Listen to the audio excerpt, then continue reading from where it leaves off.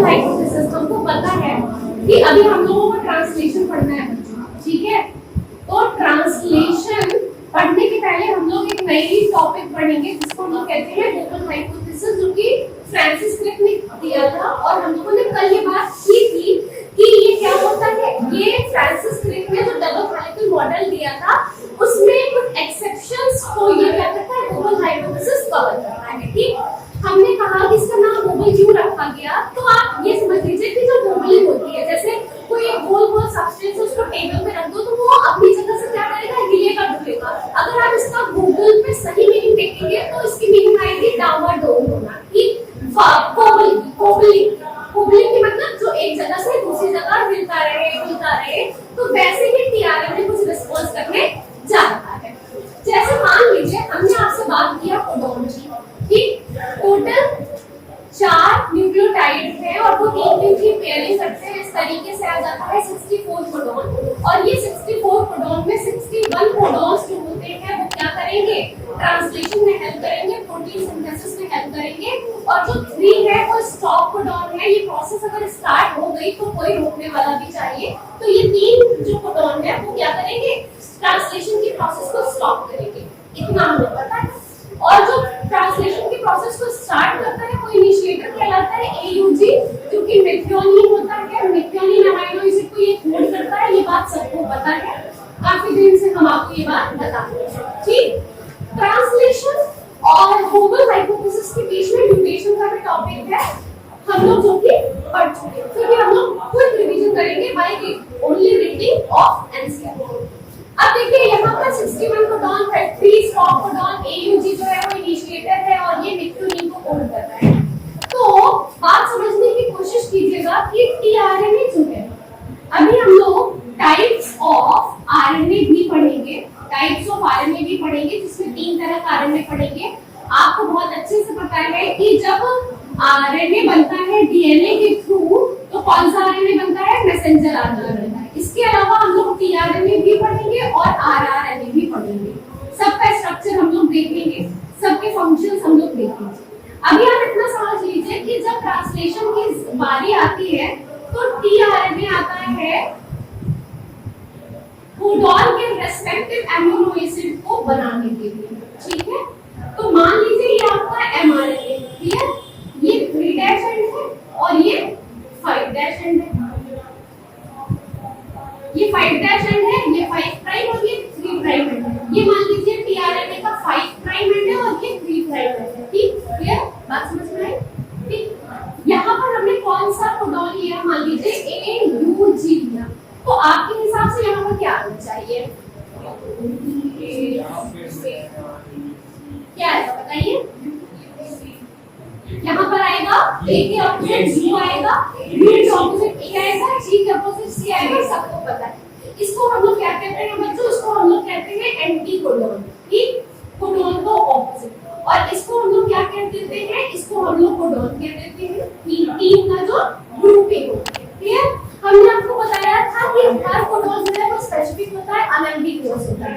मतलब स्पेसिफिक कहने का मतलब ये है कि हर अमाइनो एसिड को एक पर्टिकुलर कोड ही कोड करेगा, कोडॉन ही कोड करेगा, तो ये स्पेसिफिक है। लेकिन ये हाइपोथेसिस हम लोग पढ़ रहे हैं डीजेनरेट वर्ल्ड को क्या करने के लिए, जस्टिफाई करने के लिए। ये जो डीजेनरेशन का प्रोसेस है उसको भी तो जस्टिफाई करना है, एक्सेप्शंस भी तो देखना है। तो कभी-कभी जैसे मान लीजिए AUG है, हाँ, AUG में स्टार्टिंग में जो 2 न्यूक्लियोटाइड है, बहुत ध्यान से सुनिएगा, स्टार्टिंग में जो 2 न्यूक्लियोटाइड है वो तो स्पेसिफिक होते हैं। स्पेसिफिक मतलब वो एक स्टैंडर्ड कोडॉन की तरह बिहेव करते हैं, क्लियर, स्टैंडर्ड कोडॉन की तरह बिहेव करते हैं। कैसे मैम, स्टैंडर्ड कोडॉन का मतलब क्या है, स्टैंडर्ड कोडॉन का मतलब, स्पेसिफिक कोडॉन का मतलब ये है कि A के ऑपोजिट हमेशा U आएगा और U के ऑपोजिट हमेशा क्या आएगा मैम, A आएगा, ठीक है। इसको हम लोग, ये जो टीआरएनए है इसका ये जो लास्ट वाला न्यूक्लियोटाइड है, इसको हम लोग फर्स्ट पोजीशन बोल देते हैं, ठीक है, इसको हम लोग फर्स्ट पोजीशन बोल देते हैं। और जो कोडॉन का लास्ट वाला है, हाँ, इसको हम लोग 5' एंड से ले रहे हैं, इसके 5' एंड से ये पहला है और इसके 5' एंड से ये तीसरा है, इसको हम लोग थर्ड पोजीशन कह देते हैं। बात बात समझ में आ गई? तो ये देखिए, ये जो AUG कोडॉन था, इसमें पहले के जो दो न्यूक्लियोटाइड है वो एक स्पेसिफिक स्टैंडर्ड कोडॉन की तरह बिहेव करेंगे। लेकिन कभी-कभी ऐसा होता है कि जो आखिरी वाला ऐसा होता है, ये जो आखिरी वाला होता है, ये नॉन स्टैंडर्ड की तरह बिहेव करने लग जाता है। नॉन स्टैंडर्ड कोडॉन की तरह बिहेव करने लग जाता है। नॉन स्टैंडर्ड कोडॉन का क्या मतलब है? नॉन स्टैंडर्ड कोडॉन का ये मतलब है कि इसके ऑपोजिट क्या आना चाहिए था? इसके ऑपोजिट सी आना चाहिए था, बट इसके ऑपोजिट सी ना आकर के इसके ऑपोजिट क्या आ गया? मान लीजिए यू आ गया।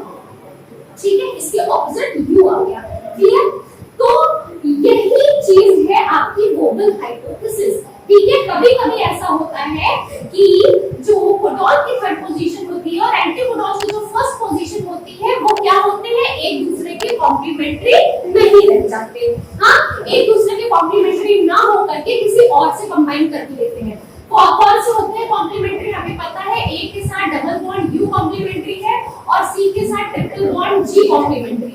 इसके अलावा कोई भी आएगा वो क्या हो जाएगा? नॉन स्टैंडर्ड हो जाएगा। ठीक, तो इसको टर्म जो वोबल दिया गया बेटा, वो यही रीजन है। ये ऐसे से घूमता रहता है, ये टी आ रहे हैं इसके ऊपर, और क्या होता है कि ये अपने कॉम्प्लीमेंट्री के अलावा घूमते किसी और के साथ भी कॉम्बिनेशन कर ले जाता है। तो हम लोग यहाँ पर देखेंगे कि ये किसके किसके साथ कॉम्बिनेशन कर सकता है। जैसे मान लीजिए हमने यहाँ पर दो बना ली टेबल। ये एंटीकोडॉन वाला हिस्सा है, इसको ऐसे लिखते हैं एंटीकोडॉन, और ये क्या है? कोडॉन। ठीक, आप बताइए ए के साथ क्या आएगा? यू आएगा। ये नॉर्मल है, ये स्पेसिफिक है, ऐसा होना चाहिए। सी के साथ क्या आएगा? जी आएगा। ये नॉर्मल है, ये स्पेसिफिक है। लेकिन मान लीजिए कि जी के साथ क्या आ जाए जो कि स्पेसिफिक नहीं, क्या आ जाए? यू आ जाए। देखिए हम लोग यहाँ पर देखेंगे कि जी के साथ, मान लीजिए पहले यू के साथ देखते हैं, यू के साथ ए और जी आ जाए, मतलब ए तो आता ही है। क्लियर? और क्या आ जाए? जी आ जाए। तो ये क्या हो जाएगा? नॉन स्टैंडर्ड हो जाएगा कि नहीं हो जाएगा? और मान लीजिए हमने यहाँ पर जी लिया, तो यहाँ पर क्या आ सकता है? एक तो जी के साथ क्या आता है? सी आता है, और क्या आ जाए? मान लीजिए ए आ जाए। ठीक है, साइटोसिन नहीं आएगा। क्लियर? हाँ, हमारा ये चीज सही है। इसके अलावा एक चीज हम आपको बताते हैं यहाँ पर नया कुछ, आपने सुना होगा पहले कभी, आइनोसिन सुना है क्या? किसी ने सुना है?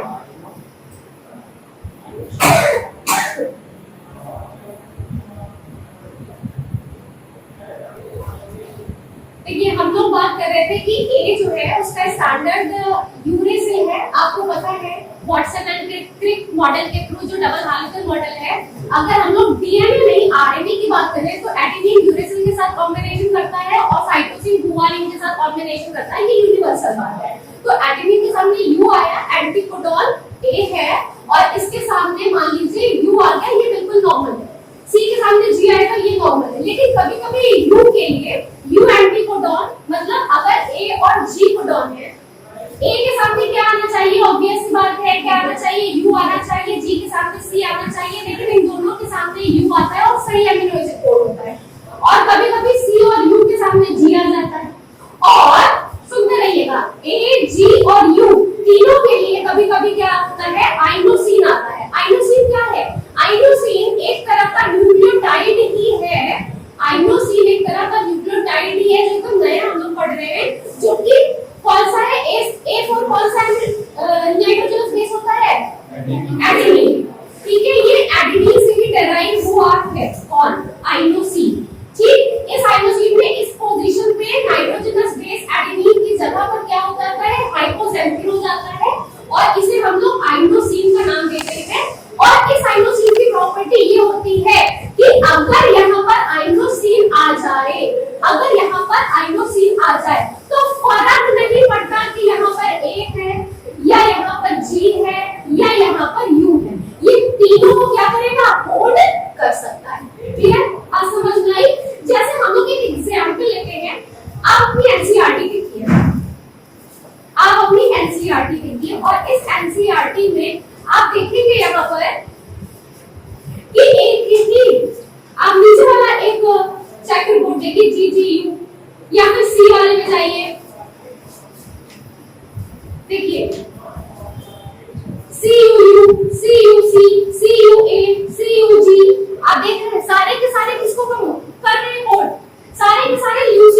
कोड कर रहे हैं। आप देखेंगे क्या क्या है, CUA, इसके अलावा CUU, इसके अलावा और बताइए CUC, ये सारे के सारे किसको कोड कर रहे हैं, किसको कोड कर रहे हैं बेटा, ल्यूसीन को कोड कर रहे हैं, ल्यूसीन को कोड कर रहे हैं। ओके, बात समझने की कोशिश कीजिए। ये देखिए ये तीनों पोजीशन, इसके अलावा CUG भी नहीं है क्या, CUG, हाँ वही चीज है, ठीक है। तो क्योंकि सिस्टीन को तो कंबाइन नहीं किया, वो छोड़िए, अब हम लोग तीन एग्जांपल ले लेते हैं, ठीक है। तो ये तीनों देखिए यहाँ पर AUG, ये तीनों बदला, हाँ लेकिन ये नहीं बदला, क्लियर, ये भी, तो इनकी जगह जो एंटीकोडॉन है वो यहाँ पर क्या आ सकता है बेटा, C की जगह G, U की जगह A, और AUG तीनों की जगह क्या आ सकता है, एंटीकोडॉन में I आ सकता है, और सारे के सारे क्या बनेंगे, ल्यूसीन ही बनाएंगे।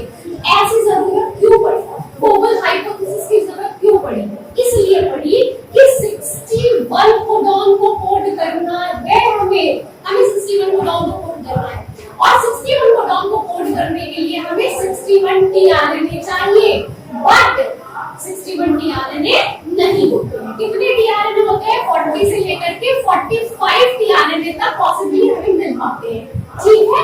तो इस ही चीज को हम लोगों ने ओवरकम करने के लिए बोबल हाइपोथेसिस का कॉन्सेप्ट लाया, और ये कहा कि यहाँ पर अगर क्या हो सकते हैं, हम लोग कोडॉन में यहाँ के नाइट्रोजनस बेस को बदले तो ये क्या कर लेता है, अंडर स्टार्ट कर लेता है, यही है बोबल हाइपोथेसिस। खत्म हो गई बात, इसको स्टॉप करिए।